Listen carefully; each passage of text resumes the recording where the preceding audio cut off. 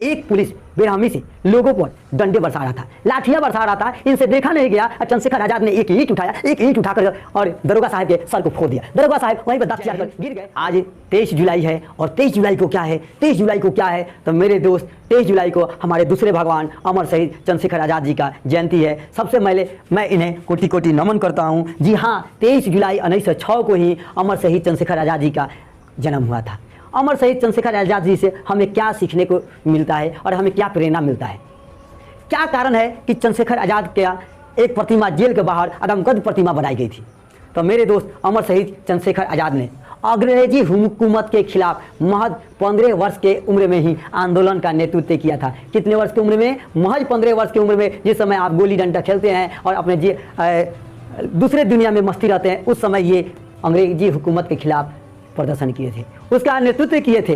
तो हम जानते हैं कि इन्होंने क्या किया था, थोड़ा सा संक्षिप्त में देखते हैं। वर्ष 1921 में देश भर में जहां असहयोग आंदोलन के समर्थन में देश भर में धरना प्रदर्शन हो रहे थे, उस समय चंद्रशेखर आजाद जी काशी विद्यापीठ के छात्र थे। संयोग से मैं भी उस काशी विद्यापीठ के छात्र हूँ। इन्होंने 15-20 छात्रों को लेकर दशाश्वमेध घाट के सामने यानी विदेशी वस्त्र के सामने रोड पे एक धरना प्रदर्शन कर रहे थे। जब धरना प्रदर्शन कर रहे थे तो धरना प्रदर्शन की सूचना मिलते हुई वहां पुलिस आ पहुंची।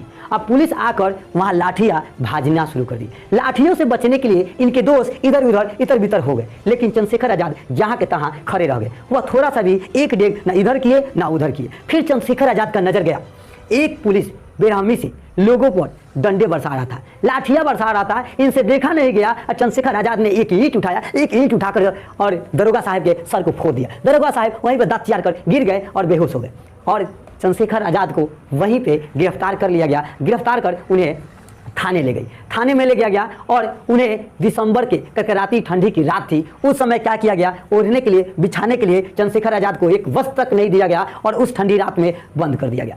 और पुलिस का यह सोचना था कि यह ठंड से घबरा जाएगा और अंततः बाद में माफ़ी मांग लेगा, लेकिन मेरे दोस्त ऐसा कतई नहीं हुआ। जो पुलिस का यह सोचना था, उनको यह नहीं पता था कि चंद्रशेखर आजाद भारत का पुत्र हैं, भारत देश में जन्म लिए हैं, वह किसी के सामने झुकने वाले नहीं हैं। हुआ क्या कि जेलर यह देखने के लिए गया कि लड़का ठंड से घबरा रहा होगा, हमसे माफ़ी मांग लेगा, सर हुजूर हमको छोड़ दीजिए, आज से गलती नहीं होगा। जैसे ही दरवाज़ा खोला दरोगा साहब ने और देखा कि आश्चर्यचकित रह गए देखकर। उस ठंडी रात में 12 बजे चंद्रशेखर आजाद उठक बैठक लगा रहे थे, उनके शरीर से पूरा पसीना बह रहा था, तर तर तर तर कर रहा था। वह देखकर आश्चर्यचकित रह गया और उसको लग गया कि अब चंद्रशेखर हमसे माफ़ी मांगने वाला नहीं है। फिर उन्हें कोर्ट में पेश कर दिया गया, न्यायालय में पेश किया गया। न्यायालय में पेश किया गया। चंद्रशेखर आजाद से मजिस्ट्रेट ने पूछा कि तुम्हारा नाम क्या है? इन्होंने बताया कि मेरा नाम आज़ाद है।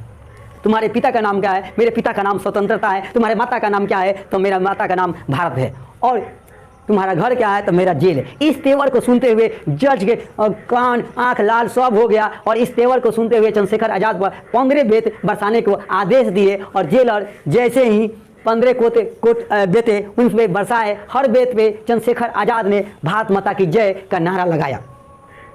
वो जितने जोर से मारता था जेलर, उतने जोर से इन्होंने भारत माता की जय लगाया। यह बात हमारे पूरे शहर में फैल गया और चंद्रशेखर आजाद जिस दिन जेल से बाहर निकले, उस दिन पूरे शहर के लोग उनको अपने कंधे पर बिठाकर घुमाए और उनसे उनको यह सीख मिला कि महज 15 साल का लड़का अपने अंग्रेजी हुकूमत के खिलाफ सर नहीं झुका पाया, न्यायालय के समक्ष सर नहीं झुकाया, अपने गॉड्स के साथ सबका जवाब उल्टा देते रह गए। तो क्यों नहीं हम लोग इस देश के लिए कुछ कर पाए? पूरे देश के लोगों में एक जोश भर गया था और यही एक संक्षिप्त कहानी है। और आगे तो बहुत कहानी है कि कब गोली मारे, कैसे मारे, तो इसके लिए आपको ज़्यादा वीडियो देखना पड़ेगा। मैं इतने ही कर रख देता हूँ। आज चंद्रशेखर आजाद का जन्म है। आप सभी लोग इनको कम से कम ज़रूर इनका नमन कीजिए और पूजा कीजिए और एक दूसरे को बताने का प्रयास कीजिए कि हमारी चंद्रशेखर आजाद कैसे थे। क्या आप भी वैसा बनना चाहते हैं कि सिर्फ पूजा करना चाहते हैं या सिर्फ दिखावा करना चाहते हैं? यदि आप कुछ करना चाहते हैं तो समाज के लिए एक छोटा सा भी कार्य करने का प्रयास कीजिए। जरूरी नहीं कि आपके पास पैसा हो तभी आप समाज के लिए काम करेंगे, अपने देश के लिए काम करेंगे। आप अपने शरीर से भी अपने देश के लिए और समाज के लिए कर सकते हैं। जय हिंद।